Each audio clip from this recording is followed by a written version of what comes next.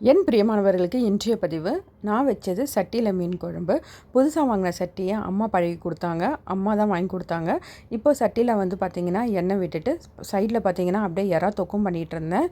எண்ணெய் விட்டுட்டு அதுக்கப்புறமா கடுகு, சீரகம், வெந்தயம், அப்புறம் உளுந்து, ஒரே ஒரு காஞ்ச மிளகா போட்டு அது நல்லா பொரிஞ்ச உடனே வெங்காயம், தக்காளி போட்டு நல்லா வதக்கணும். அது நல்லா வதங்கின பிறகு மிளகாத்தூள், மஞ்சத்தூள், உப்பு போட்டு நம்ம சட்டியிலே சேர்ந்து வரும்போது ஒரு நல்ல ஃப்ளேவர் வரும். அந்த அரோமா ரொம்ப நல்லாயிருக்கும். குழம்பும் பார்த்திங்கன்னா ரொம்ப டேஸ்ட்டாக இருக்கும்.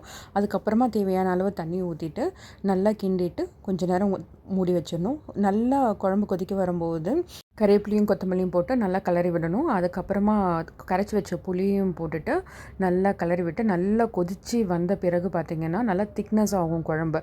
அந்த மாதிரி டைமில் நமக்கு குழம்பு ரெடி ஆகிடுச்சின்னு தெரியும். அப்போ நம்ம கழுவி வச்சுருக்க மீன், அப்புறமா மாங்காய் போட்டு நல்லா க்ளோஸ் பண்ணி வச்சுட்டு நல்லா வேவிக்கணும். ரொம்ப நேரம் வேகக்கூடாது மாங்காய். ஒரு மாங்காவும் சரி சீக்கிரம் வெந்துடும், மீனும் சீக்கிரம் வெந்துடும்.